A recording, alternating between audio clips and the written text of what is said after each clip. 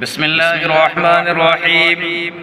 صرف 5 منٹ کا مدرسہ قرآن و حدیث کی روشنی میں 7 سفر المظفر نمبر 1 اسلامی تاریخ۔ حضرت ایوب علیہ السلام، حضرت ایوب علیہ السلام حضرت اسحاق علیہ السلام کی اولاد میں سے ہیں۔ ان کا شمار عرب کے پیغمبروں میں ہوتا ہے۔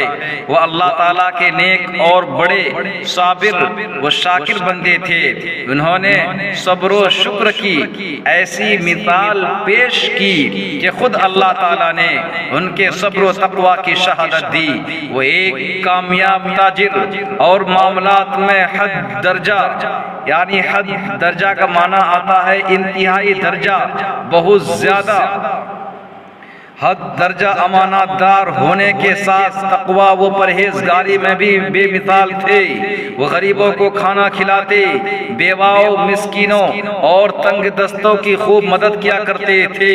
اللہ تعالیٰ نے انہیں بہت مال و دولت اور اولاد سے نوازا تھا۔ پھر سخت آزمائش اور امتحان میں مبتلا کیا گیا اور عطا کردہ مال و دولت اور اولاد سب کچھ واپس لے لیا، اور خود وہ 18 سال تک بیماری میں مبتلا رہے، مگر اس کڑی آزمائش میں بھی کبھی بھی اپنی زبان سے شکوہ و شکایت نہیں کیا، اور ہمیشہ صبر و شکر ہی کرتے رہے اور اللہ تعالیٰ سے دعائیں مانگتے رہے۔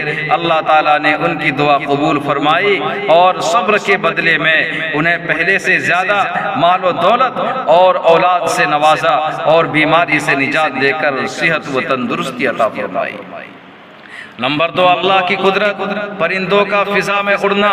اللہ تعالیٰ نے پرندوں کو پر عطا فرمائے جن سے وہ اڑتے ہیں، کبھی پروں کو فضا میں پھیلائے رہتے ہیں اور کبھی سمیٹ لیتے ہیں۔ دونوں حالتوں میں وہ فضا میں موجود رہتے ہیں اور وزنی ہونے کے باوجود زمین پر نہیں گرتے۔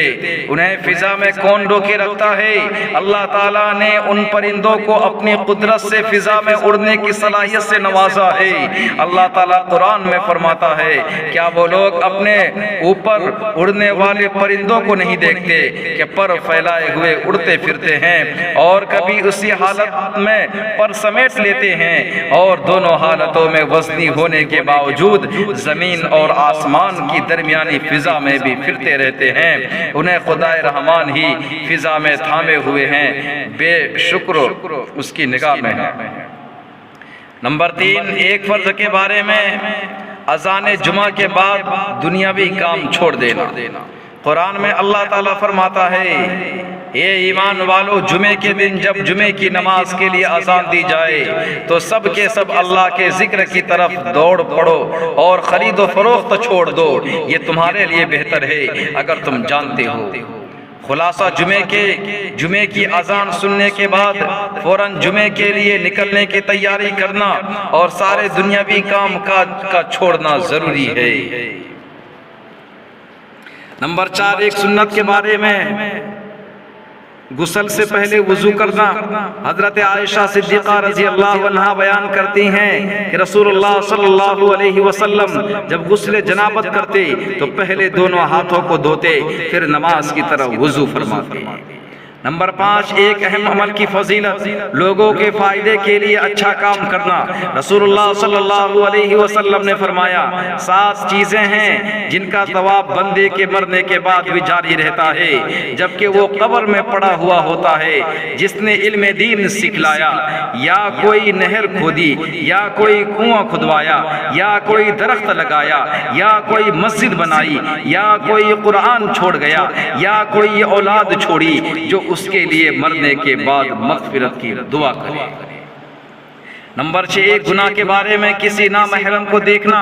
رسول اللہ صلی اللہ علیہ وسلم نے فرمایا، جس نے اجنبی عورت کی طرف نظر اٹھا کر دیکھا تو اللہ تعالیٰ قیامت کے دن اس کی آنکھوں میں آگ بھر دے گا اور جہنم میں داخل کرے گا، اور جس نے اپنی نگاہ کو نیچا کر لیا تو اللہ تعالیٰ اس کے دل میں اپنی محبت ڈال دے گا اور قیامت کے دن اسے جنت میں داخل کرے گا۔ نمبر 7 دنیا کے بارے میں مال کا زیادہ ہونا۔ رسول اللہ صلی اللہ علیہ وسلم نے ارشاد فرمایا اس وقت تک قیامت نہیں آئے گی جب تک تمہارے اندر مال کی اتنی کثرت نہ ہو جائے کہ وہ بہنے لگے، یہاں تک کہ مال والے آدمی کو اس بات پر رنج و غم ہوگا کہ اس سے کون صدقہ قبول کرے گا۔ وہ ایک آدمی کو صدقہ کے لیے بلائے گا تو وہ کہہ دے گا کہ مجھے اس کی کوئی ضرورت نہیں۔ نمبر 8 آخرت کے بارے میں جنت کی صفات۔ قرآن میں اللہ تعالیٰ فرماتا ہے وہ گھر ہمیشہ رہنے کے لیے باغ ہیں جن میں پرہیزگار لوگ داخل ہوں گے، ان باغوں کے نیچے دودھ، شہد اور پاکیزہ شراب کی نہریں بہہ رہی ہوں گی، جس چیز کو ان کا جی چاہے گا وہ ان کو وہاں ملے گی۔ اللہ تعالیٰ پرہیزگاروں کو ایسا ہی بدلہ دیا کرتا ہے۔ نمبر 9 طب نبوی سے علاج۔ ایلوے کہتے ہیں گھیکوار کے گدے کا جمایا ہوا رس جس کا مزہ نہایت کڑوا ہوتا ہے۔ ایلوے کے لیپ سے آنکھوں کا علاج۔ حضرت عثمان بن عفان رضی اللہ تعالیٰ عنہ فرماتے ہیں کہ ایک شخص حالت احرام میں تھا جس کی آنکھوں میں تکلیف تھی، تو رسول اللہ صلی اللہ علیہ وسلم نے آنکھوں پر ایلوے کا لیپ لگانے کو کہا۔ فائدہ ایلوا ہندی دماغ اور آنکھوں کے اعصاب کی خرابیوں کو دور کرتا ہے۔ نمبر 10 قرآن کی نصیحت۔